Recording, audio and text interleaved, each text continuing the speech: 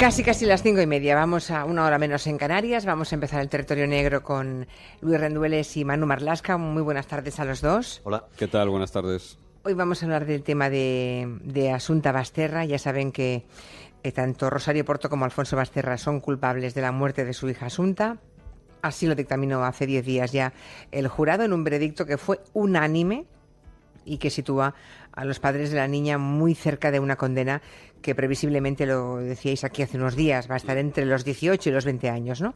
Y que esa condena sí que tiene que decidirlo el presidente del tribunal. Eso no es cosa del jurado. Es un juicio por el que han pasado 80 testigos, ha durado un mes y, sin embargo, tampoco ha servido para despejar todas las dudas del asesinato. Lo que nos proponen hoy Rendueles y Marlasca es repasar precisamente esas preguntas que van a quedar para siempre sin contestar, ¿no? El juez de entrada es el que elabora la sentencia, pero basándose en el veredicto que ha dado el jurado, ¿no?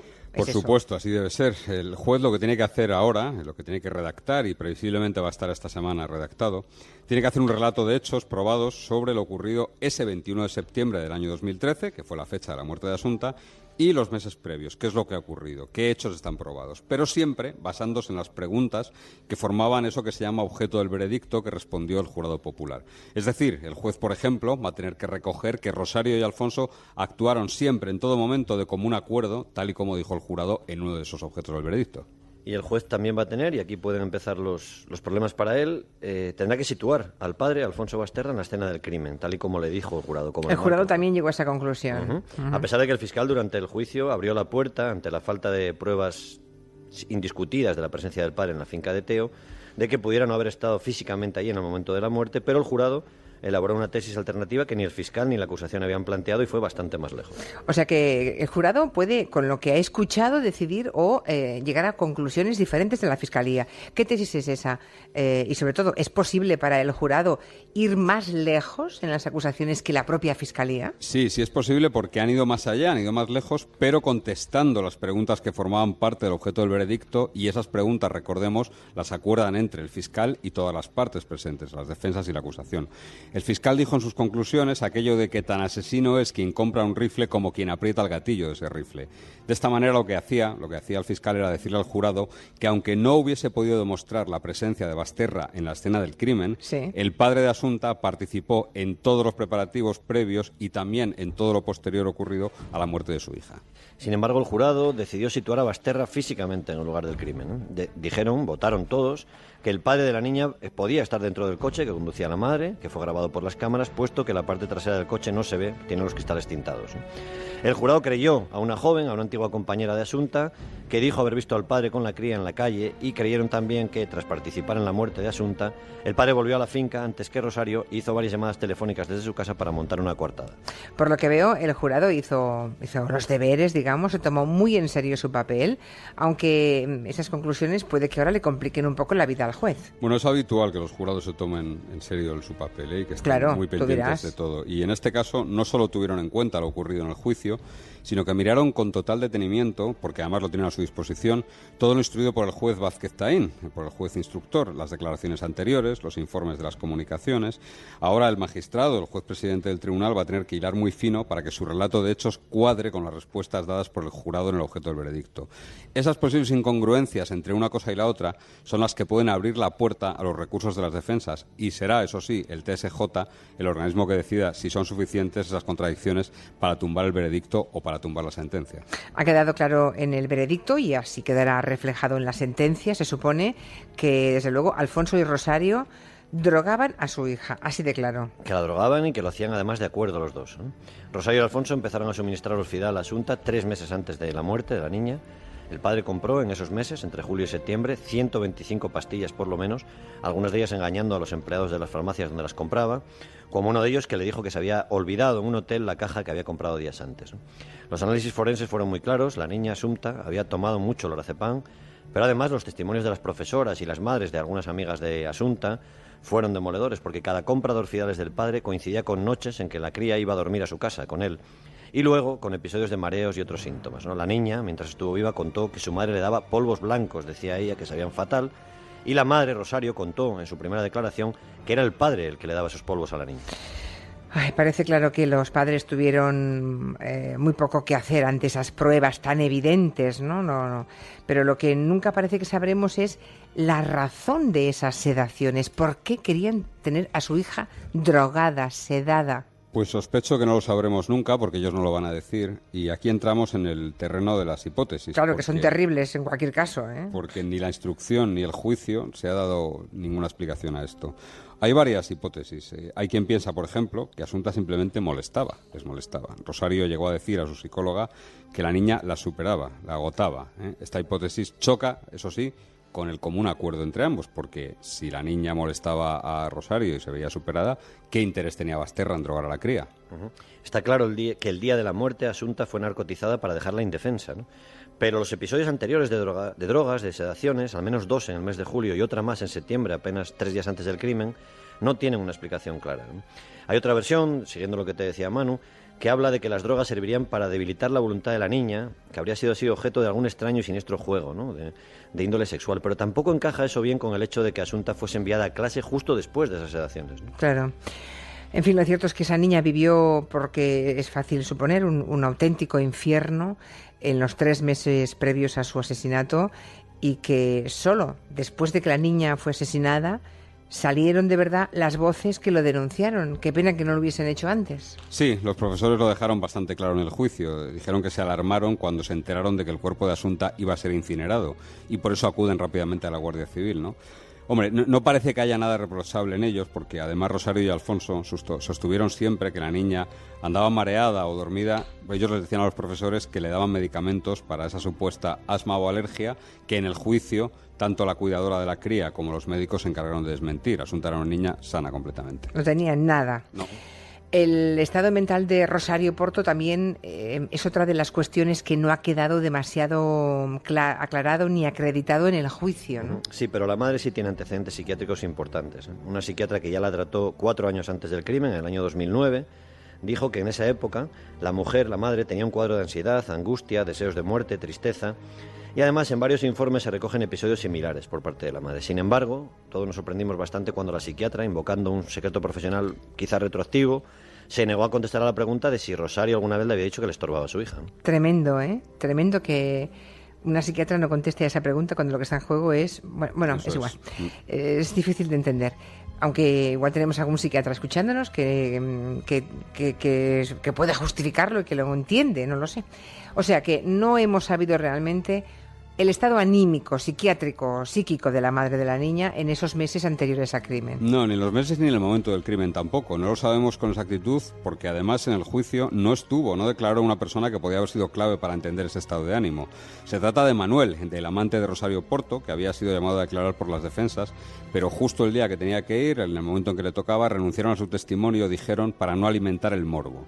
Manuel mantuvo una relación sexual y sentimental con Rosario que fue desde marzo del año 2012 a julio del 2013. Pero además, el 20 de septiembre del 2013, es decir, el día anterior al crimen, Manuel y Rosario se vieron en una cita de la que tampoco tenemos una explicación clara y de la que al parecer se enteró Alfonso Basterra. En Interview, por cierto, he visto publicadas algunas imágenes de la niña que son cuanto menos extrañas, inquietantes, ¿no? Está como disfrazada, amortajada, ¿no? Haciéndose como la muerta, en otra vestida de bailarina en una pose un poco extraña, inusual para una cría pequeña. Sí, la Guardia Civil las encontró en el teléfono de la madre. Sobre las fotos que está amortajada la niña con los ojos abiertos, los padres explicaron en el juicio que a Asunta le gustaba disfrazarse y que en esas imágenes lo que estaba haciendo la cría era simular ser una momia, ¿no? Y respecto a las fotos halladas en el teléfono de la madre en que la niña está vestida y maquillada de bailarina, de ballet, pero con ojos de agotamiento, casi dormida, la pupila dilatada, tumbada en posiciones forzadas en un sofá, lo que dijo el padre es que son fotos normales, que son las fotos que cualquier padre le hace a su hija tras una actuación. Es discutible para cualquiera que vea esas fotos, ¿eh? Pues sí, la verdad. Igual que lo sorprendente que resulta que esas imágenes, esas fotos se tomaran, por ejemplo, a la 1 de la madrugada, ¿no? Que no es una hora de volver del ballet, por ejemplo. Pues no, como coartada en ese caso creo que no funciona. Todo es discutible. Lo que no parece muy discutible es lo que ocurrió con el ordenador de su padre, de Basterra. Eso sí que es bastante elocuente. Bueno, el ordenador, recordemos, no estaba en el primer registro que hace la Guardia Civil en su casa, pese a que él sostuvo en el juicio que el ordenador siempre estuvo allí. La Guardia Civil demostró con fotografías que no estaba allí. Lo cierto es que 3 meses después el ordenador aparece completamente limpio, por fuera y por dentro. Es decir, alguien limpió todas las huellas dactilares, dejaron 2 nada más en sitios bastante complicados de acceso y desaparecieron del dispositivo 500.000 de archivos, más de 500.000 archivos. Algunos de ellos corresponden a imágenes pornográficas de mujeres, precisamente de rasgos orientales, que también puede ser discutible, pero hombre, extraño sí parece. Hombre, extraño, sin duda. Pero volvamos a las... ¿Y eso no puede recuperarse, esas imágenes? ¿Todo lo que se borró? No, esas imágenes no se pueden recuperar, no. Volvamos a las preguntas sin contestar. ¿Qué pasó esa noche del mes de julio cuando Rosario contó que la habían asaltado en casa, sí, de pronto una noche? El jurado no se ha pronunciado sobre eso, no les han preguntado sobre eso. En el juicio la madre sostuvo la versión de que un hombre encapuchado y con guantes agarraba del cuello a su hija y al que ella logró hacer huir después de que entrara en casa. Una versión muy poco sólida que no parece que haya querido nadie. Ella dijo que dormía como un tronco, pero que sin embargo lo que ocurrió fue que una de sus amigas, una amiga de la madre, recibió un WhatsApp de la madre a las 2 menos cuarto. La misma hora en la que Rosario situó el ataque a su hija. Recordemos que la madre ni siquiera denunció formalmente la entrada de ese extraño asesino en su casa. En el cronograma de todo este caso, en lo que se llama cronograma, que es un desarrollo en el tiempo de todo lo sucedido, llama mucho la atención en torno a este episodio una cosa. Un día después de este supuesto ataque, Alfonso Basterra compra la primera caja de Orfidal. Entonces, la pregunta es clara. ¿Fue ese ataque un intento de matar a la cría y al ver que era difícil empezaron a darle Orfidal? También esto es muy discutible, pero lo cierto es que el cronograma es muy claro. Otra de las dudas que han quedado en el juicio y que ni siquiera tiene respuesta en el veredicto es la gran pregunta. ¿Quién trasladó, no la única, pero una de las grandes incógnitas, quién trasladó el cuerpo de Asunta ya muerta hasta el lugar en el que fue encontrado? El relato de hechos del jurado acaba ahí, en que Rosario y Alfonso atan a la niña de pies y manos, sin posibilidad de que se defienda debido a las altas dosis de lorazepam que le habían dado ya, ¿no? Y que la asfixian. No se para al jurado a explicar quién ni cómo traslada el cuerpo a la pista donde fue hallado. El abogado de Rosario pone de manifiesto que la niña era casi del mismo peso que la madre, 42, 43 kilos, lo que haría muy difícil que ella hubiese llevado el cadáver por sí sola, ¿no? Máxime cuando los forenses dijeron que no había muestras de que el cuerpo hubiera sido arrastrado. En el coche de Rosario no se encontró tampoco ni un solo rastro de tierra ni arena similar a las que había en la pista. Y este punto del traslado lo complica aún más el testimonio del matrimonio, de los vecinos que aseguraron en el juicio que a las 22:30 de la noche el cuerpo de Asunta no estaba en el lugar en el que luego fue encontrado. Y lo cierto es que a esa hora el padre y la madre ya estaban en la comisaría de Santiago de Compostela denunciando la desaparición de su hija. Hay otro dato también a tener en cuenta en este apartado. Rosario tarda 12 minutos en llegar a la finca de Teo desde su casa, en el viaje de ida que hace supuestamente con Asunta. Pero tarda 38 minutos en el viaje de regreso. ¿Qué hizo en ese periodo de tiempo? Los investigadores creen que esos 26 minutos de diferencia son los que sirvieron para dejar el cuerpo de la cría. Lo que pasa es que de momento sigue siendo una pregunta sin contestación, sin respuesta. Y hay otra pregunta que es la fundamental, pero la que nunca se podrá resolver, que es ¿por qué murió Asunta? Es decir, ¿cuál fue el móvil del crimen o los móviles del crimen? Ni el juez Vázquez Taín, en una instrucción que ahora se ha visto respaldada por el veredicto, ni la Guardia Civil, ni el fiscal, ni la acusación particular, nadie ha podido determinar cuáles fueron las razones, los móviles del crimen, ¿no? Volvemos al terreno de las hipótesis y aquí cobra vital importancia aquella conversación que el juez Vázquez Taín ordenó grabar en los calabozos del cuartel de la Guardia Civil y que fue anulada, pero que todos recordamos entre el matrimonio, ¿no? Rosario, la madre, diciéndole a Alfonso aquello de «Mira dónde nos ha llevado tu imaginación calenturienta, tú y tus jueguecitos». Respecto a ese asunto, hay una joven prostituta que ejercía en un piso de Santiago de Compostela que acudió a la policía y al juez después del crimen. Lo que contó a los dos fue que trabajaba en un piso donde había algunas chicas menores de edad y donde se ofrecían servicios de bondage, es decir, sadomasoquismo suave, ¿no? Y que el padre, Alfonso Basterra, acudía allí y pedía siempre jóvenes aniñadas. La pista se investigó, la policía fue al piso, pero no encontraron menores de edad y el asunto quedó en punto muerto. Hay una hipótesis a este respecto que apuntaría a que Asunta, como hemos dicho antes, era objeto de algún tipo de juego perverso, ¿no? Otra teoría señala que Asunta pudo enterarse de algún secreto inconfesable de los padres y otra, que para nosotros es probablemente la más terrible, dice que Asunta simplemente era una molestia, era un obstáculo para la vida que querían llevar Alfonso y Rosario, no sabemos si juntos o cada uno por su lado.